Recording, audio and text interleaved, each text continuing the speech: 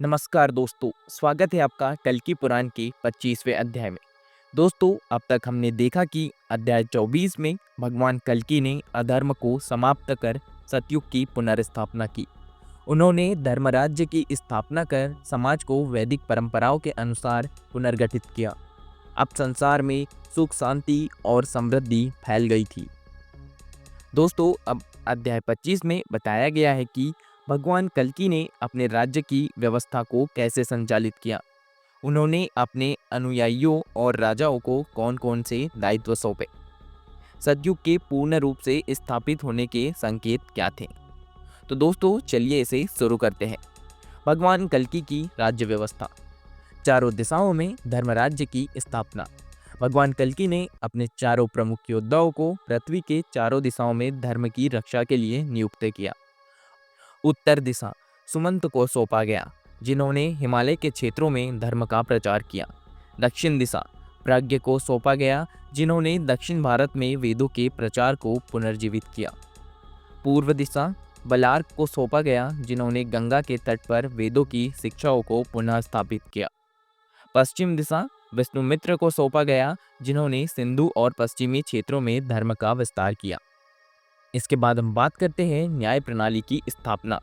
भगवान कल्कि ने एक सशक्त न्याय व्यवस्था लागू की, जिसमें ब्राह्मणों को धार्मिक और न्यायिक मामलों की जिम्मेदारी दी गई।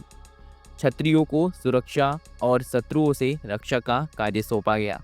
वैश्यों को व्यापार और कृषि को उन्नत करने के लिए प्रेरित किया गया। शूद्रों को सेवा और अन्य आवश्यक कार्यों में संलग्न किया गया। यह व्यवस्था इतनी प्रभावी थी कि अन्याय और अपराध की घटनाएं समाप्त हो गई। भगवान कल्कि का समाज सुधार। स्त्री और शूद्र उत्थान। भगवान कल्कि ने सभी को शिक्षा प्राप्त करने का अधिकार दिया।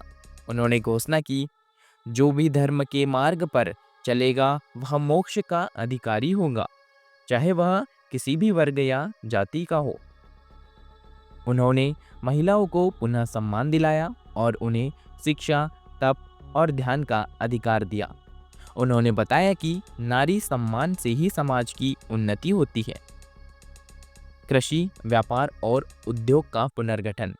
उन्होंने व्यापार मार्गों को पुनः खोलने का आदेश दिया। किसानों को सहायता दी गई और प्राकृतिक संसाधनों का सदुपयोग करने की शिक्षा दी गई। व्यापारियों को न्याय संगत लेन देन करने और ग्राहकों के साथ ईमानदारी रखने की शिक्षा दी गई। सतयुग की पुनः स्थापना के संकेत। प्रकृति का शुद्धिकरण। जब भगवान कल्कि ने सतयुग की स्थापना कर दी तो प्रकृति स्वयं स्वच्छ और शुद्ध हो गई। नदियों का जल निर्मल हो गया, वायु में शुद्धि आ गई और वनों में हरियाली छा गई। रोग, अकाल और प्राकृतिक आपदाएं समाप्त हो गई। लोगों के आचरण में परिवर्तन।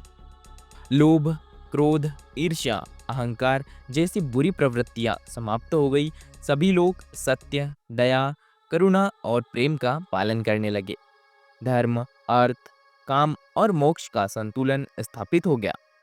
भगवान कल्कि का अंतिम आदेश। अपने भक्तों को मोक्ष का मार्ग दिखाना। भगवान कल्कि ने कहा, अब जब सतयुग की स्थापना हो चुकी है तो जो भी धर्म के अनुसार जीवन व्यतीत करेगा वही परम पद को प्राप्त होगा। उन्होंने भक्तों को ध्यान, योग और भक्ति का मार्ग अपनाने की सलाह दी। उन्होंने समझाया कि ध्यान और साधना से मन को शुद्ध किया जा सकता है। सद्गुरु की शरण में जाकर ज्ञान प्राप्त करना चाहिए। भगवान का स्मरण ही मोक्ष का सच्चा मार्ग है। अंतिम यज्ञ और भगवान का वैकुंठ गमन। जब सतयुग पूरी तरह से स्थापित हो गया तो भगवान कल्कि ने अंतिम यज्ञ का आयोजन किया। इस यज्ञ के पूर्ण होते ही उन्होंने घोषणा की, अब मेरा कार्य पूर्ण हो चुका है, मैं अपने धाम को लौटूंगा। उनके भक्तों ने विनती की कि वे हमेशा उनके साथ रहे।